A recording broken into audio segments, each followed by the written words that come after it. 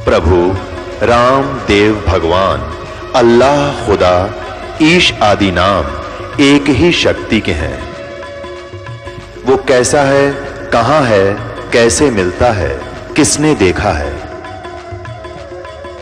ये प्रश्नवाचक चिन्ह पूर्ण रूप से हटाने के लिए अवश्य सुनिए जगत गुरु तत्वदर्शी संत रामपाल जी महाराज के अमृत वचन सर्व पवित्र धर्मों के पवित्र शास्त्रों के आधार पर।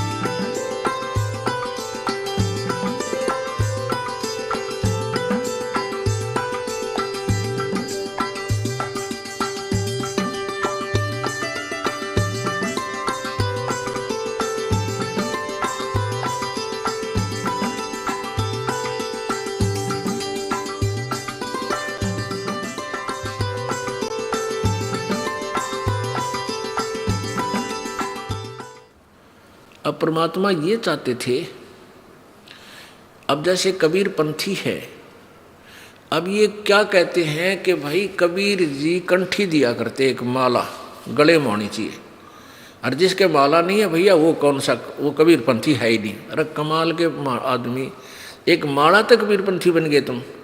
कबीर पंथी बनोगे परमात्मा के प्रत्येक मर्यादा का पालन करने से और वही मंत्र जाप करने से।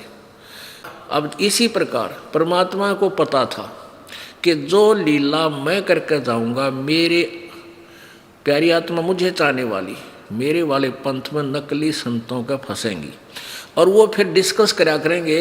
जैसे कबीर जी को कोई आवश्यकता नहीं थी गुरु बनाने की, वो तो पूर्ण ब्रह्म सारी सृष्टि के रचनहार, लेकिन उन्होंने लीला इसलिए करनी पड़ी कि आने वाले मेरी चाहने वाले मेरे पंथी बनेंगे, चाहे वो नकली हैं, वो चाहे दिशा गलत भी जा रहे हैं, फिर समय आने पर मैं उनको अपने बच्चों को मोड़ते लूँगा, समझा लूँगा कि ये रास्ता गलत है, भी इधर आ जाओ।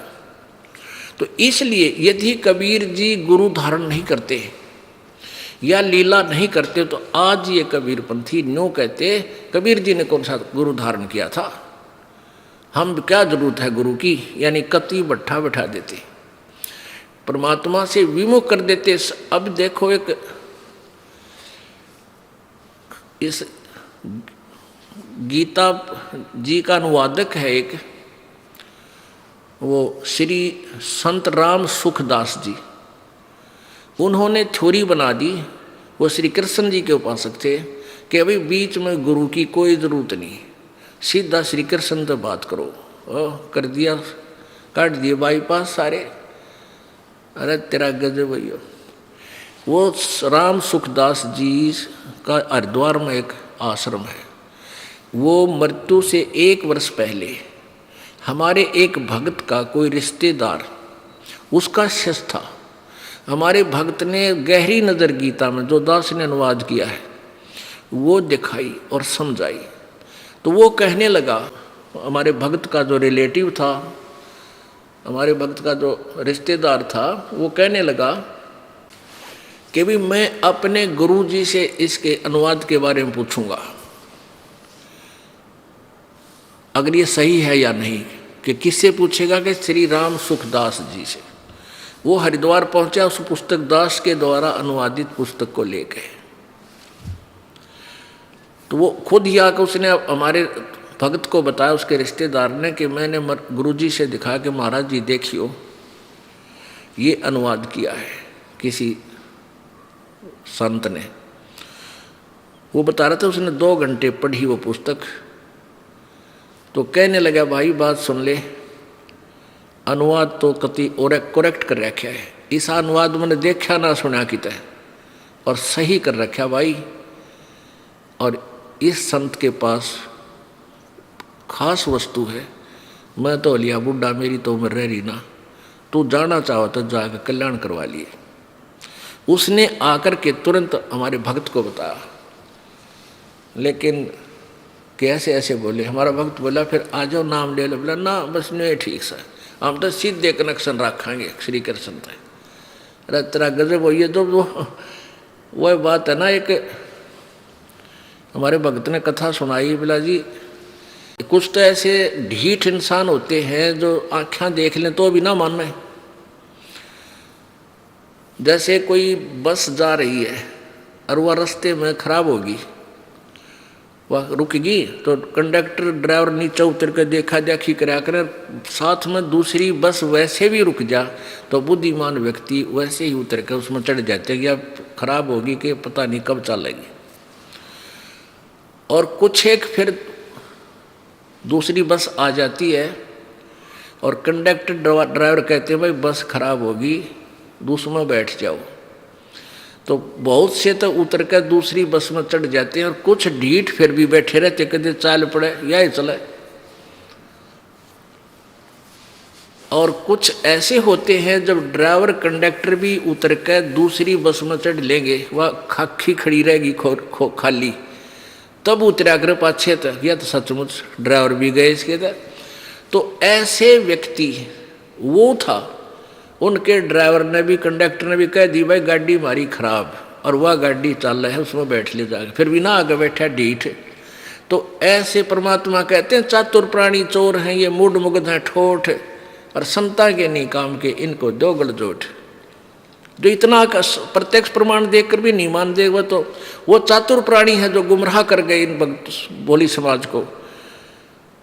और मूड वो है जो इतना तत्व ज्ञान प्रत्यक्ष देख कर ना मानते, तो परमात्मा कहते हैं वो हमारा काम के को ना, वो वहीं मरण दे उन्हीं के पास पड़े रहे, वो दोनों नरक जाने योग्य हैं। तो कबीर परमेश्वर जी ने ये आवश्यक जाना था, आवश्यक समझा था कि गुरु बनाऊं, नहीं तो मेरे बच्चों को ये गुमराह कर देंगे काल के दूत।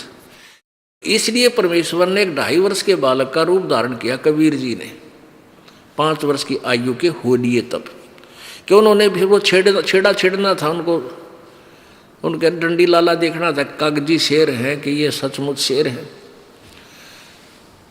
और पंचगंगा घाट बनारस में काशी में गंगा के ऊपर बना हुआ पंचगंगा घाट, ये दास देख कर आया था सैकड़ों भक्तों के साथ उसको। वहाँ पैड़ी बनी हुई थी, घाट बना हुआ था। महर्षि रामानंद जी सवेरे उठ के वक़्त से, गर्मियों के दिन थे, गर्मियों का मौसम था, तो वक़्त से उठ के यानी 1.5 घंटा पहले सूर्य उदय होने से पहले ब्रह्म मुहूर्त होता है, उस ब्रह्म मुहूर्त में स्नान करने जाया करते थे। परमात्मा 2.5 वर्ष का बालक का रूप बनाकर शिशु रूप धारण करके और पैड़िया में लेट गए।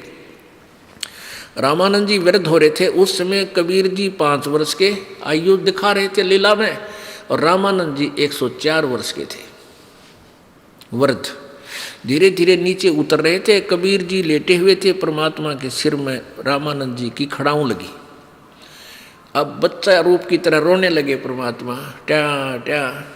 रामानंद जी संत कोई भी है दयालु होते हैं, एकदम झुके, ओहो कोई बालक का लगी ठोकर, नीचे झुके और कबीर जी बैठे हो गए। तो उनकी जब जो झुके, जो गले में कंठी थी, माला थी तुलसी की, वह कबीर जी के गले में डल गई अंधेरे में। रामानंद जी को पता नहीं चला, ऐसे झुके एकदम जो, और कहा, सिर पे हाथ रखा कबीर जी के रामानंद जी ने कि बेटा राम राम बोल, राम राम बोल, रो मत। तो किसका बेटा है? यही बैठा रहा, मैं स्नान कर लेता हूँ, तुझे आश्रम में ले चलूँगा, फिर तेरे घर भिजवा दूंगा, बेटा घबरा मत। अब कबीर जी चुप हो गए। उन्हें तो इतना ही काम चाहिए था कि ये सिर पर हाथ धर दे और यह माला गाल दे मेरे गले में, फिर मैं नाप देख लूँगा। तो फिर ऐसा किया। रामानंद जी नहाने लग गए, कबीर जी अंतर ध्यान हुए, अपने मुंह बोले माता पिता की झोंपड़ी में आकर सो गए। अगले दिन 2-4 दिन के बाद उन्होंने क्या किया कि महर्षि रामानंद जी ने अपने 1400 ऋषि प्रचारक बना रखे थे, और वो उनका क्षेत्र बांट रखा था कि तू इस क्षेत्र में, तू इस क्षेत्र में, तू इस क्षेत्र में। तो वहाँ क्या हुआ, एक अक्षेत्र में एक विवेकानंद नाम के महर्षि, रामानंद जी के शिष्य महर्षि रामानंद जी द्वारा दिए ज्ञान को सुना रहे थे, प्रचार कर रहे थे। महर्षि रामानंद जी विष्णु जी के उपासक थे, विष्णु जी को अपना इष्ट मानते थे। सर्वेश्वर, महेश्वर, मृत्युंजय, कालज्य, इसका कोई माता पिता नहीं, इनके ये सब के मालिक हैं। और राम कृष्ण जी आदि को भी वो भगवान मानते थे, शंकर जी की भी पूजा करते थे, लेकिन वो थे वैष्णव साधु, विष्णु जी को इष्ट मानते थे। और उसमें वो वेदों के ज्ञाता रूप में प्रख्यात थे, विख्यात थे, कि सभी कहते थे कि महर्षि रामानंद जी जैसे वेदों के ज्ञाता और गीता जी के ज्ञाता, पुराणों के ज्ञाता नहीं है कोई भी पृथ्वी पर वर्तमान में। वो रामानंद जी का शिष्य विवेकानंद ऋषि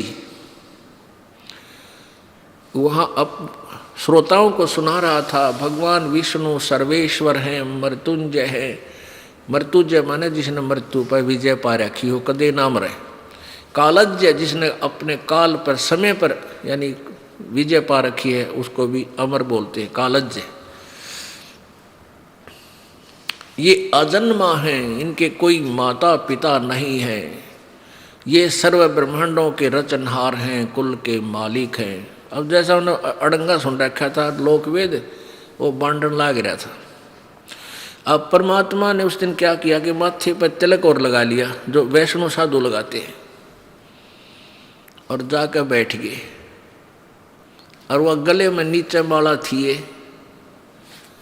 तो रामानंद जी के शिष्य ने जब प्रवचन कर लिए, तब परमात्मा खड़े हुए, 5 वर्ष की उम्र के बालक, और कहा, स्वामी जी मुझे एक शंका है, कृपा मेरी शंका का समाधान कीजिए। तो विवेकानंद महर्षि बोले, बोलो बेटा, बोलो बच्चा, हाँ पूछो क्या शंका है। कहने लगे, जी आपने बताया है कि भगवान विष्णु के कोई माता पिता नहीं, आप शिव पुराण उठाकर देखो। मैंने एक ब्राह्मण पढ़ रहा था, मैंने तो सुना था कि उसमें लिख रखा है रुद्र संहिता में कि सदाशिव अर्थात काल रूपी ब्रह्म से और दुर्गा अष्टंगी प्रकृति से विष्णु जी और ब्रह्मा जी और शिव जी का जन्म हुआ, ये इनके माता पिता हैं। परमात्मा ने बताया, उसने तुरंत खोल कर देखा और देख भी लिया कि हाँ ये तो लिखा तो ऐसे ही है। और कहने लगा, ओ झूठा, ओ कपटी, इसमें कुछ ऐसा नहीं लिखा। तू कौन है, कहाँ से आया है, तूने तिलक कैसे लगाया है, क्या तूने कोई गुरु धारण किया है? तो परमात्मा कबीर जी तब बोले नहीं। तब वो श्रोता ही कहने लगे, जी ये तो उस नीरू का लड़का है, दुल्हे का, जो कहीं पड़ा वहाँ कमल तालाब में पाया था। अच्छा ये वो धानक है, ये शूद्र जाति वाला है। अरे तूने कोई गुरु बना रखा है क्या? परमात्मा बोले, हाँ जी। कौन गुरु बनाया है? जो गुरु आपने बनाया है वही मैंने बनाया है। अब तो भाई उसका लगे जैसे पैरों के नीचे अग्नि आ जाती है। वो सच्चाई से तो, सच्चाई तो गया छोड़ के तू फंस गया और पीछे पड़ लिया। और श्रोता हो, देखो भक्तों, ये कितना कपटी है, झूठा है। अपने गुरुजी को, ब्राह्मण को, पंडित को ये शूद्र गुरु बताता है। हमारे गुरुजी तो इनके कपड़े भी निकट नहीं आने देते, इसको इनके दर्शन भी नहीं करते ऐसे लोगों के, है ना झूठा। अब परमात्मा ने दिखाया था, बताया था, तो उस विवेकानंद जी ने देखा। कौन? शिव पुराण। अब देखिएगा यह शिव पुराण, जिसमें विष्णु जी का जन्म दुर्गा और काल के संयोग, पति पत्नी यानी व्यवहार से उत्पत्ति, इसी उन्हीं सदग्रंथों में जिनमें ये ब्राह्मण थूक बिलोया करते, इन कैखा का बिना बेरा था ऋषियों ने, मैं ऋषि बने फिरे थे। हमारे भगवान ने 600 वर्ष पहले वैसे ही बता रखा था, क्योंकि वो परमेश्वर हैं, वो सृष्टि रचने वाले हैं। ये देखिएगा,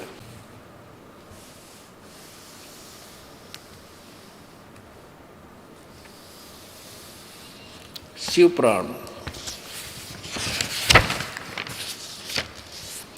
संक्षिप्त शिव पुराण संपादक हनुमान प्रसाद पोदार और गीता प्रेस गोरखपुर से प्रकाशित है। प्रकाशक एवं मुद्रक गीता प्रेस गोरखपुर, गोविंद भवन कार्यालय कोलकाता का संस्थान।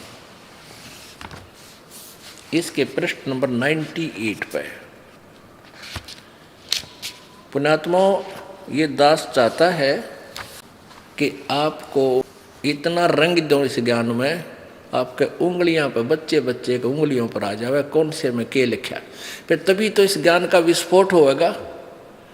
वह तो देखेंगे निकाल के काल का बता दोगे पृष्ठ भी, वह नकली देखेंगे और ये तो सचमुच भाई ये तो सारा ठीक लिखा है, फिर उनको मानना पड़ेगा, क्योंकि पहले तो हमने बैक आदे थे कि ऐसा नहीं लिखा है, अब वो ये नहीं कह सकते पुराण में ऐसा नहीं लिखा है, उनको मानना पड़ेगा। मानना पड़ेगा तो फिर आप पर विस्फोट हो जाएगा। वो ना मानेंगे, वो संत ना मानेंगे तो अनुयायी तो मानेंगे आख्या देख के जो पुण्यात्मा है। तो इसलिए दास चाहता है कि बार बार आपको प्रत्येक प्रमाण साथ दिखाऊं, क्योंकि ये हम सीडी साथ भर रहे हैं बच्चे, ये फिल्म बना रहे हैं और ये फिर आगे समाज में भेजनी है, इसलिए रह रह के दिखानी पड़ेगी। नहीं तो अब दास ने जो कहा है, कबीर जी ने कहा कि रुद्र संहिता के शिव पुराण में अध्याय नंबर 5 और 6 में 7 में 9 10 में ये स्पष्ट लिखा हुआ है कि विष्णु जी और ब्रह्मा जी और शंकर जी दुर्गा और इस काल ज्योति निरंजन ब्रह्म के संयोग से उत्पन्न हुई, ये इनके पुत्र हैं, दुर्गा इनकी माता है, ज्योति निरंजन ब्रह्म इनका पिता है। तो यूँ सोचेंगे ये गलत है, तो इसलिए इसके साथ ही रेफरेंस देना आवश्यक हो गया, क्योंकि श्रोता बदलते रहते हैं। अब देखना, ये है शिव संक्षिप्त शिव पुराण पृष्ठ नंबर 98 पे, और यह है रुद्र संहिता। यहाँ देखिएगा प्रश्न अध्याय नंबर 5 में रुद्र संहिता में लिखा है कि अपने पुत्र नारद की यह बात सुनकर लोक पिता में ब्रह्मा वहाँ इस प्रकार बोले। अब ये 5वां अध्याय था, यहाँ समाप्त हुआ। अब 6 में ब्रह्मा जी ने कहा, ब्रह्मन यानी ब्रह्मा जी ने अपने पुत्र नारद से कहा, ब्रह्मन देव शिरोमणि, तुम सदा समस्त जगत के उपकार में लगे रहते हो, तुमने लोगों के हित की कामना से बहुत उत्तम बात पूछी है।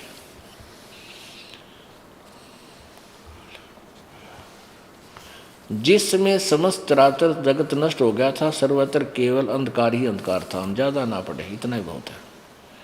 उसमें तत्सद ब्रह्म, इस श्रुति में जो सत्य सुना जाता है एकमात्र वही शेष था। अब आगे देखो, अब 102 ये 100 पर 99 पढ़े, अब 100 पर देखो, ये 100 पृष्ठ पे जिस परब्रह्म के विषय में ज्ञान और अज्ञान यानी सच्चा झूठा पूर्ण युक्तियों द्वारा इस प्रकार विकल्प किए जाते हैं, उसने कुछ काल के बाद द्वितीय की इच्छा की, उसके भीतर एक से अनेक होने के संकल्प विकल्प हुए, उदित हुए। तब उस निराकार परमात्मा ने अपनी लीला से अपने लिए आकार की कल्पना की। ये निराकार मानते हैं, और आकार हुआ तो क्या बन गया? वो सदाशिव बन गया, जो मूर्ति रहित परब्रह्म है, परम ब्रह्म है, परम उसकी मूर्ति भगवान सदाशिव है। यानी उसने सदाशिव का रूप, शिव का रूप धारण कर लिया, इसको सदाशिव कहने लगे। और अर्वाचीन और प्राचीन विद्वान उन्हीं को ईश्वर कहते हैं। उस समय एकाकी रहकर स्वेच्छानुसार विहार करने वाले सदाशिव ने अपने विग्रह से स्वयं ही एक स्वरूप भूत शक्ति की सृष्टि की, यानी अपने अंदर से एक लड़की औरत निकाली जो उसके अपने श्रीअंग से कभी अलग होने वाली नहीं थी। उस पराशक्ति को प्रधान प्रकृति गुणवती माया बुद्धि तत्व की जनित था विकार रहित बताया गया। वह शक्ति अंबिका कही गई है। उसकी को प्रकृति सर्वेश्वरी और त्रिदेव जननी ब्रह्मा विष्णु महेश की माता नित्ता और मूल कारण भी कहते हैं। सदाशिव द्वारा प्रकट की गई उस शक्ति के 8 भुजाएं हैं। एकाकिनी होने पर भी वह माया संयोग वसात अनेक हो जाती है। नाना प्रकार के आभूषण उसके अंगों उसके श्री अंगों की शोभा बढ़ाते हैं। वह देवी नाना प्रकार की गतियों से संपन्न है और अनेक प्रकार के अस्त्र शस्त्र धारण करती है। हो गया ना स्पष्ट। 8 भुजा हैं, शस्त्र धारण करती है, तीनों देवताओं की माता है, ब्रह्मा विष्णु महेश की, और प्रकृति भी कहते हैं। प्रकृति शब्द याद रखना, ये गीता जी में काम आएगा जब ये दास आपको गीता जी रूबरू करेगा। एकाकिनी होकर भी वह माया संयोग वसात अनेक हो जाती है, जैसे सावित्री, लक्ष्मी और पार्वती भी वही बन गई थी। वे जो सदा शिव हैं उन्हें परम पुरुष, ईश्वर, शिव, शंभु और महेश्वर कहते हैं। अब इस काल के विषय बताया जा रहा है जो चौथा ब्रह्मा विष्णु महेश से अलग है। वे अपने सारे अंगों में भस्म रमाए रहते हैं। उन काल रूपी ब्रह्म ने एक ही समय शक्ति यानी दुर्गा के नाथनी साथ, दुर्गा के साथ, ये गलत प्रिंट है, शिवलोक नामक अक्षेत्र का निर्माण किया था। उस उत्तम काशी को, अक्षेत्र को काशी कहते हैं। वे जो प्रियतम यानी पति पत्नी, शिव और शक्ति और शिव, दुर्गा और ये काल जो परमानंद स्वरूप है, उस मनोरम अक्षेत्र में नित्य निवास करते हैं काशी में। काशीपुरी परमानंद रूपिणी है। मुने शिव और शिवा ने, दुर्गा, काल और दुर्गा ने प्रलय काल में भी उस क्षेत्र को अपने सानिध्य से कभी मुक्त नहीं किया। आगे देखो, देव से एक समय उस आनंद वन में रमण करते हुए शिवा और शिव के, दुर्गा और काल के मन में, क्योंकि यहाँ देखो इन्होंने उस सदा शिव जो बना उसको काल रूपी ब्रह्म कहा है। यहाँ लिखा है ना, वो भगवान सदाशिव हो गए आकार माए, तो वो काल रूपी ब्रह्म का है। उन काल रूपी ब्रह्म ने एक समय, यहाँ देखो, तो ऐसे ही देवर्षि उस समय उस आनंद वन में रमण करते हुए शिवा और शिव ने यानी दुर्गा और काल ने के मन में यह इच्छा हुई कि किसी दूसरे पुरुष की सृष्टि करनी चाहिए, यानी कोई बालक पैदा करना चाहिए। ऐसा विचार करके शक्ति सहित दुर्गा के साथ सर्वव्यापी परमेश्वर सदाशिव ने अपने वाम भाग के 10वें अंग पर अमृत मल दिया। फिर तो वहाँ से एक बालक पुरुष प्रकट हुआ, एक लड़का उत्पन्न हुआ, यानी पति पत्नी व्यवहार किया। 102 पृष्ठ पे हम कंटिन्यूस पढ़ रहे हैं, ज़्यादा ना पढ़ेंगे। शिव ने कहा, उस काल ने कहा, वत्स, व्यापक होने के कारण तुम्हारा विष्णु नाम विख्यात हुआ, तेरा विष्णु नाम रख दिया। और इसी प्रकार यहाँ ये अध्याय नंबर 6 है। अब 7 में ब्रह्मा जी कहते हैं, देव से जैसे विष्णु दुर्गा से और काल के संयोग से उत्पन्न हुए, ऐसे ही तत्पश्चात मुझे भी कल्याणकारी परमेश्वर सांब सदाशिव ने पूर्ववत प्रयत्न करके मुझे भी अपने दाहिने अंग से उत्पन्न किया। अब यहाँ अनुवाद करता बिचड़ गया कि शिव से और शिव की उत्पत्ति कैसे, देखो उसने अनुवाद करना छोड़ दिया। लेकिन सच्चाई छुप नहीं सकती। चोर चुरावे तुंबड़ी और वह गड्ढे पानी में, वह गड्ढे वह ऊपर आवे न, सच्चाई छानी ना। अब किसी ने एक चोर ने एक तुम्बा चुरा लिया, सूखा तुम्बा, आपने देखा होगा एक घिया कैसा होता है, इतना बड़ा बन जाता है फल, वो सूखने के बाद उसका बीज निकाल देते हैं अंदर से और वो बिल्कुल खाली खोखा रह जाता है। जैसे एक संत उसका करमंडल सा ही बना लिया कर, लोटा सा काट के उसको ऊपर, तो वैसा। तो कहते उस चोर, उसने छुपाने के लिए पानी में दाबिका हुआ, तो पानी से वो पहले आ ले, उस तो ऊपर चोर पाछा हुआ। तो कहने का भाव यह है कि ये इन चोरों ने यानी अज्ञानियों ने सत्य को छुपाने की, दबाने की चेष्टा की, लेकिन यह छुपी नहीं, ऊपर आई। ये दबे या ऊपर पावे। अब देखो अध्याय नंबर 9 के रुद्र संहिता, संक्षिप्त शिव पुराण 110 पृष्ठ पे ये 9 अध्याय 9 के इस प्रकार कति एंड में अध्याय 9 के नीचे इस प्रकार ब्रह्मा विष्णु रुद्र इन तीनों देवताओं में गुण है, परंतु शिव गुणातीत माने गए। यहाँ एक और शंका आ जाती है कि भाई रुद्र और होगा, महेश अलग है ना। ये कंसेप्ट भी क्लियर कर दिया इस पवित्र पुराण ने।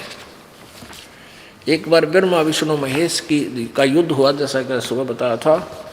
और उनकी लड़ाई खत्म करके और उनको धमकाया शिव ने कि तुम भगवान नहीं हो, इस काल ने धमकाया। और फिर अपनी सतिथि बताई, ये देखिएगा विद्वेश्वर संहिता पृष्ठ 25 पे। विद्वेश्वर संहिता है, रुद्र संहिता नहीं है, विद्वेश्वर। ब्रह्मा और विष्णु ने पूछा, प्रभो सृष्टि आदि 5 कर्तों के लक्षण क्या हैं, यह हमें दोनों को बताइए। भगवान शिव बोले, यानी काल बोला, मेरे कर्तव्यों को समझना अत्यंत गहन है, तथापि मैं कृपापूर्वक तुम्हें उनके विषय में बता रहा हूँ। ब्रह्मा और अच्युत अर्थात विष्णु सृष्टि और पालन, संहार, तिरोभाव और अनुग्रह, ये 5 हैं। इन दोनों को समझा रहा है, इसलिए दोनों को एकदम नाम लिखा। ये 5 मेरे वो हैं, सृष्टि रूपी करते हैं। ये 5 ही मेरे जगत संबंधी कार्य हैं जो नित्य सिद्ध हैं। संसार की रचना का जो प्रारंभ है वो सर्ग कहा जाता है, आरंभ है उसको सर्ग कहते हैं, सृष्टि सर्ग या सृष्टि कहते हैं। यहाँ देखिए नीचे, पुत्रो, ये काल कहता, पुत्रो तुम दोनों ने तपस्या करके प्रसन्न हुए मुझ परमेश्वर से सृष्टि और सतिथि 2 नामक 2 कृत्य प्राप्त किए हैं। बेटो, अब काल बोल रहा है कि इन ब्रह्मा और विष्णु को कह रहा है, तुमने तपस्या करके मैं प्रसन्न हो गया तुम पे, और तुम्हारे को एक को सृष्टि एक को पालन, 2 विभाग दे दिए। अब आगे देखो, रुद्र और महेश्वर और न्यारा है इस बोलनीयत, बोलने वाले से, यानी वो काल से अलग है। पुत्रों, तुम दोनों ने तपस्या करके प्रसन्न हुए मुझ परमेश्वर से सृष्टि और सतिथि नामक 2 कृत्य प्राप्त किए। ये दोनों तुम्हें बहुत प्रिय हैं। इसी प्रकार मेरी विभूति स्वरूप रुद्र और महेश्वर में 2 अन्य उत्तम करते हैं। अब देखो, ये देखना हमने संहार और तिरोभाव। अब ये यहाँ तो ब्रह्मा विष्णु महेश सृष्टि और सतिथि के मालिक रुद्र और महेश्वर, ये 2 और बता दिए इस काल ने। तो ये भी कंसेप्ट क्लियर हो गया कि देखो, इन्होंने सोचा कि रुद्र कोई और होगा और महेश्वर, ये महेश्वर जिसको ये शिव है, और वो रुद्र जो है 12 रुद्रों के ऊपर अलग से शिव जैसा ही एक और है।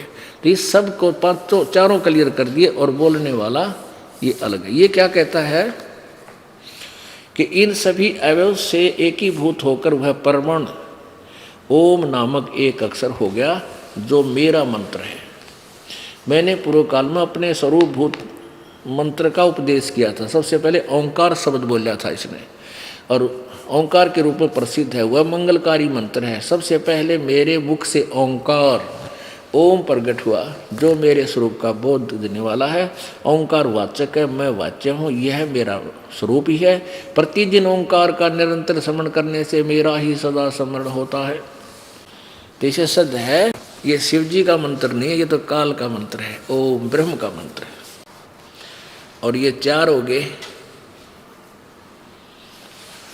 अब रामानंद के शिष्य उस विवेकानंद की सिट्टी पिट्टी गुम होगी और परमात्मा के पीछे पड़ गया सच्चाई छुपाने के लिए। देखो रे, ये कपटी है, ये झूठा है, ये जुल्हे का पुत्र है, हमारे गुरुजी को बदनाम करता है।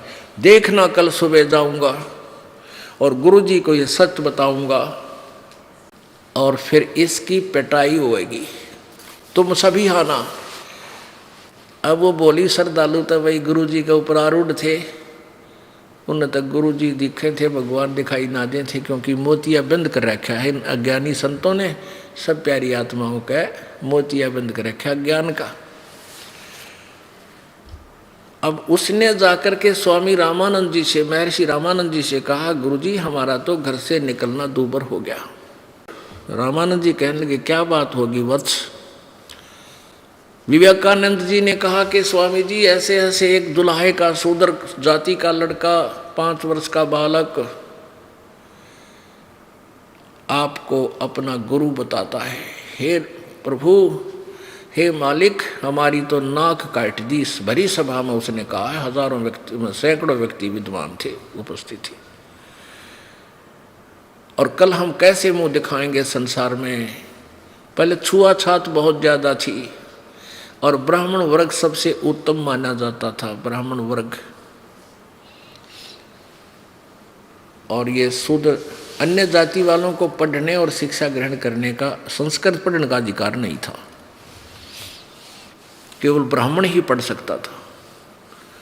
तो उसने क्या किया, रामानंद जी कहने लगे कल लाओ उसको पकड़ के और बुला ले उन सभी को जिनके सामने उसने मेरे को अपमानित किया है।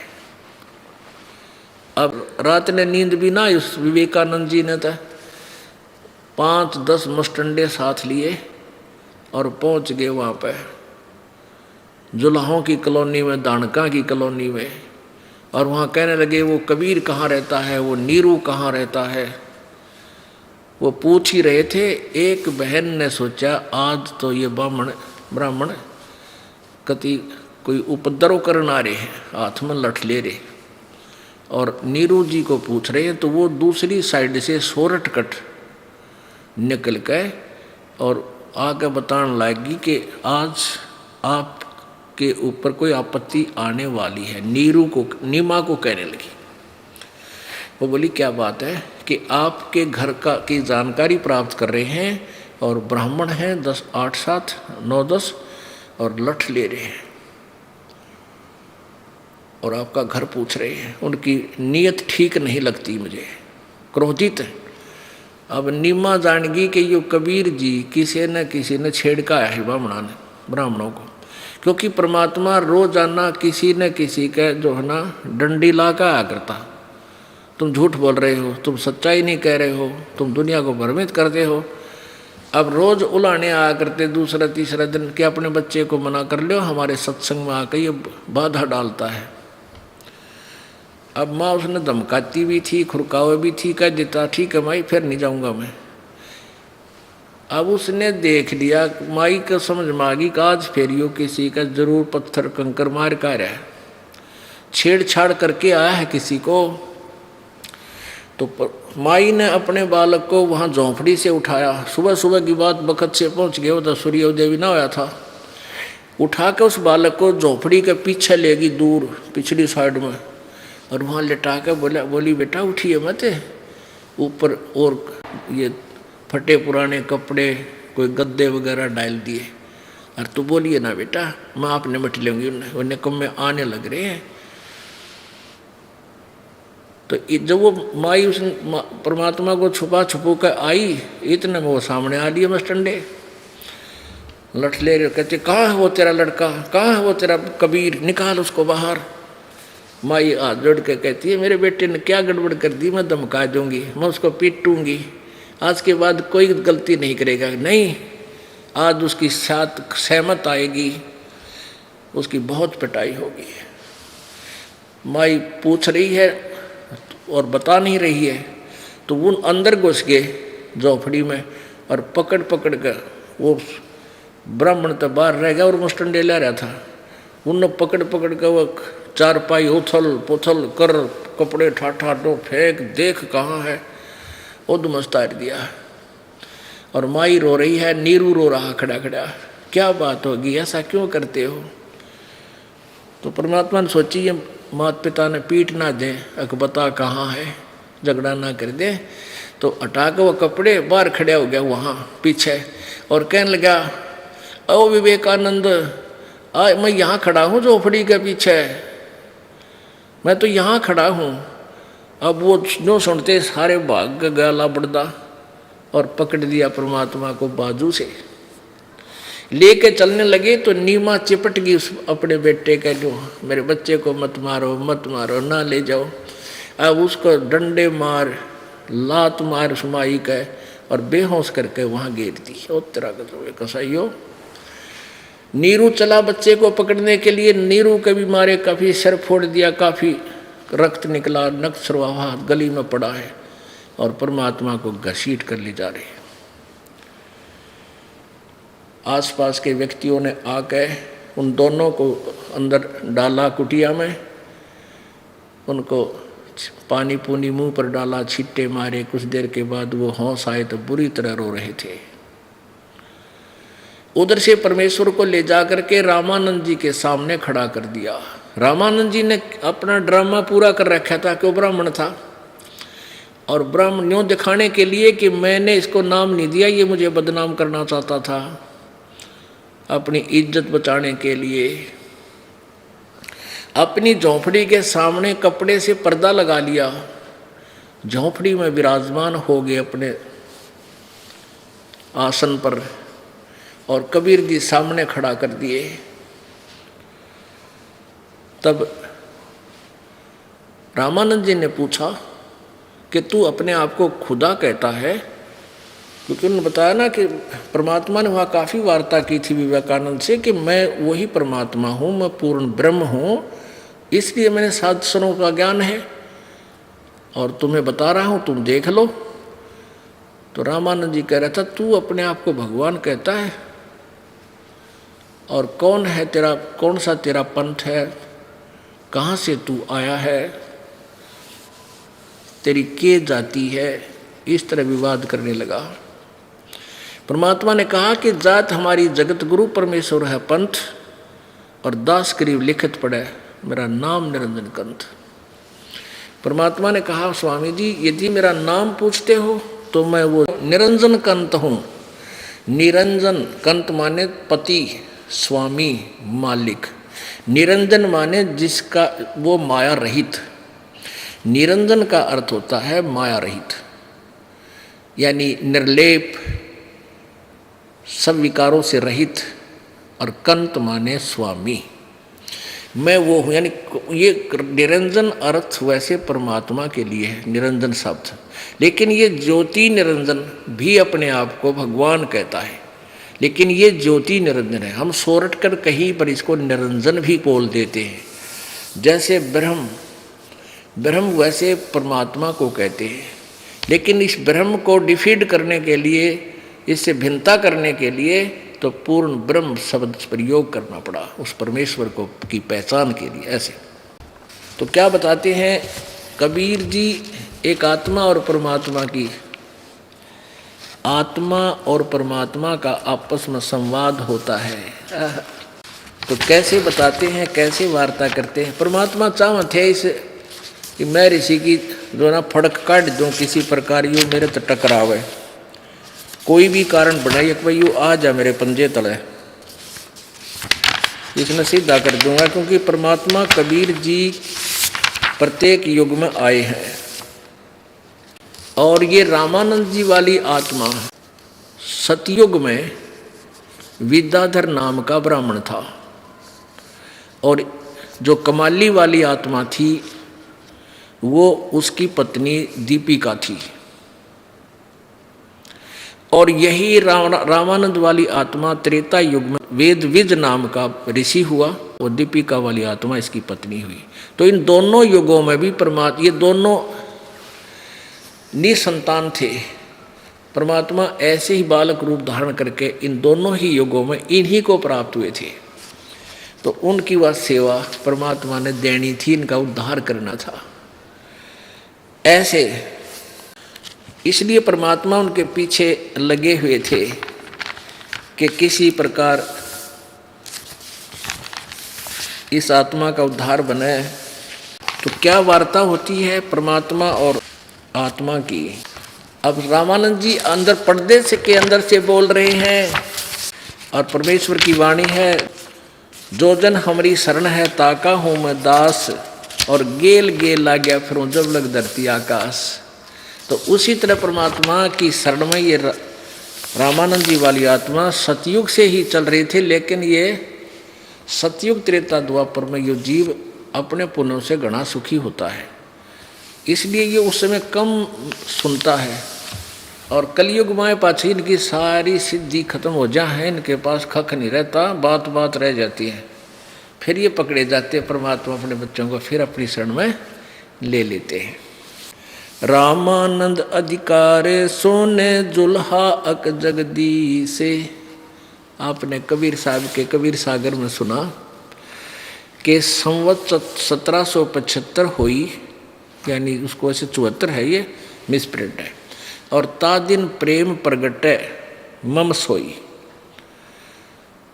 1774 में मेरी वाणी और मेरे प्रति एक विशेष लगाव पैदा करने वाला एक हंस उत्पन्न होगा मेरी आत्मा, और वो उसके द्वारा मेरी महिमा की वाणी प्रकट होंगी यथार्थ रूप में। वो फिर मेरी कृपा से मैं उनको अपनी चेतना दूंगा, अपनी शक्ति से उसके अंदर तत्व ज्ञान फीड करूंगा गरीबदास जी में, फिर वो मेरी महिमा की वाणी प्रकट करेगा। ऐसी निर्मल वाणी या तो कबीर जी की है या फिर गरीबदास जी की, कति क्लियर स्पष्ट के ये कबीर भगवान है, और ये वही है जो बनारस में जुल्हा आया था, और उसने क्या क्या वार्ता हुई।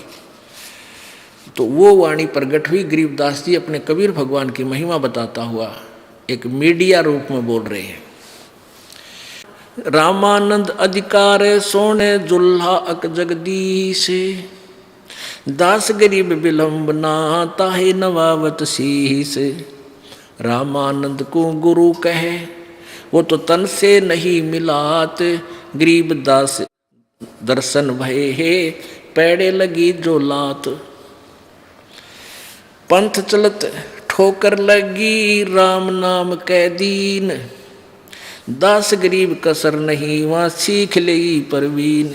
आडा पड़दा लाए कर रामानंद बूजंत, दास गरीब कुरंग छरी छवि अधर डाक टोकू दंत। जब रामानंद जी ने पर्दा लाकर अंदर बैठ के अपने कुटिया में बाहर खड़े परमेश्वर 5 वर्ष की आयु में, और निरे श्रोता बार देखने वाले आगे तमाशबीन, तब रामानंद जी अपनी कुटिया के अंदर इतना क्रोधित हो रहे हैं, अंदर अंदर ऐसे कूद रहे हैं जैसे मर्ग कूदा करे, गुस्से में आकर के तू कैसे मुझे गुरु बताता है, हैं? और तूने तेरी कौन जात है, तेरा नाम क्या है, हैं? क्या बोले कौन जात कुल पंथ है, कौन तुम्हारा नाम। दास गरीब आधीन गति फिर बोलत है बलि जाऊं मैं। गरीबदास जी कहें मैं अपने परमात्मा पर बलिहारी हूँ, क्योंकि अब गुरु जी के सामने कितनी विनम्रता चाहिए एक शिष्य को, सुयोग्य शिष्य को, वो भूमिका भी कर रहे हैं। रामानंद जी ऊट पटांग गाली दे रहा है, तो कुजात है, तेरा कोई माँ बाप का बेरा नहीं, तू तो दुल्हे के घर पड़े, और भगवान कहे आपको अपने आप को, क्योंकि वो निराकार मानते हैं भगवान को। सबकी थ्योरी उल्टी फिट है, सबका दिमाग उल्टा घूम रहा है, और आकार में भगवान बताता है, कहते तू अपने आप को प्रभु कहता है।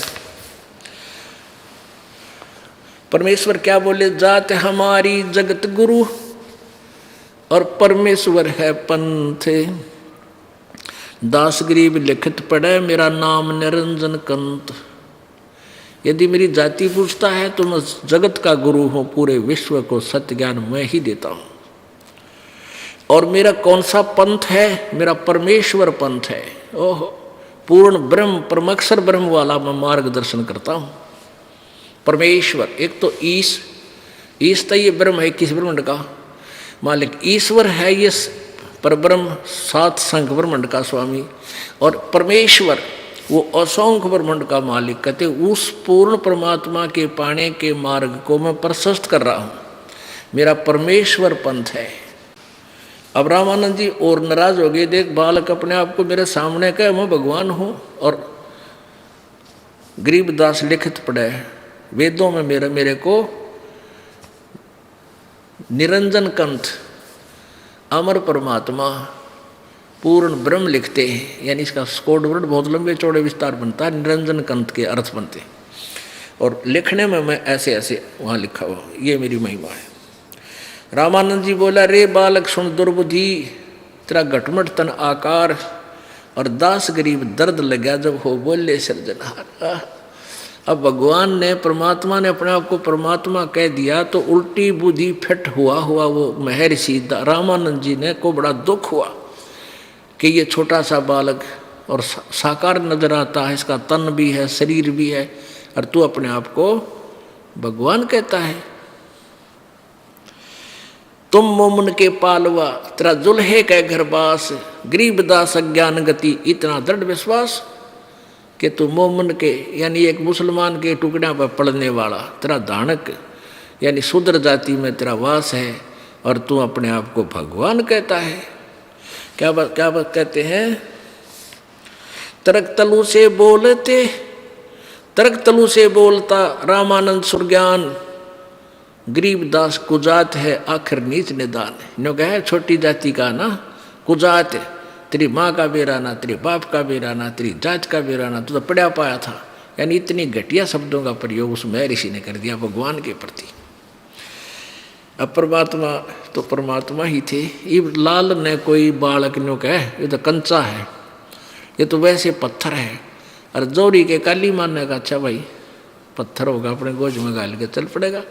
अब परमात्मा ने कोई कुछ भी कहो, वो तो मालिक थे ही थे, वो ना पहचान रहे थे, वो उनकी अपनी बुद्धि थी, भूल थी।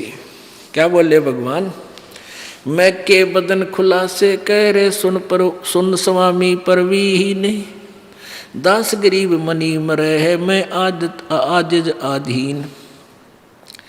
जब गाली गुड़ी दी ना, कति आखिरी शब्द भी कह दिए कुजात, कहते खुश हो के हक बालक से बांटने दे कहीं जाकर कि क्या फर्क पड़ा है। खुश हो के कहते हैं कि मैं के बदन खुलास कर, कति खुश हो के जो कर बालक ऐसा करे।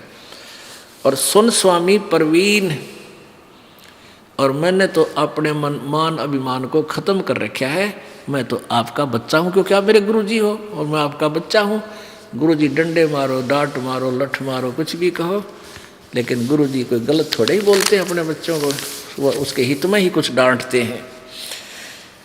लेकिन सुन ले मैं क्या हूँ, मैं अवगत गत से परे, तेरे चार वेद से दूर, गरीबदास दसों दिशा में सकल सिंध भरपूर। यानी पूर्ण ब्रह्मांड के अंदर मेरी सत्ता व्यापक है, मेरी प्रभुता है। और जिन वेदों को तू पढ़ता है उसके उन वेदों में मेरे पाने की विधि नहीं है, इसलिए तेरे वेदों के ज्ञान से मैं दूर हूँ। लेकिन वेद हमारा भेद है, मैं ना वेदन के माही, और जिस वेद से मैं मिलूँ तेरे वेद जानते नहीं। फिर क्या बोलते हैं, सकल सिंध भरपूर हूँ खालिक हमरा नाम, गरीबदास अजात हूँ तै जो कहा बलि जाऊँ मैं। पुण्यात्मा आप हमने इतना दीनता चाहिए अपने गुरु और शिष्य के नाते में। रामानंद जी तो डांट मार रहा है और परमात्मा कहे जात पात मैं सब जगह व्यापक हूँ और पूर्ण खालिक स्वामी सबका सृजनहार मैं हूँ। पर आपने मुझे जिस भी संज्ञा से संबोधित कर दिया, जो भी विशेषण मुझे दिया है कुजात का, नीच का, मैं आपके ऊपर बलिहारी हूँ क्योंकि आप मेरे गुरुदेव हैं।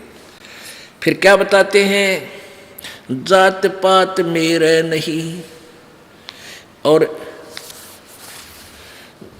नहीं बस्ती नहीं गांव में, जात पात मेरे नहीं और यहाँ का कोई मेरा बस्ती गांव नहीं, मेरा ठिकाना तो कोई और है।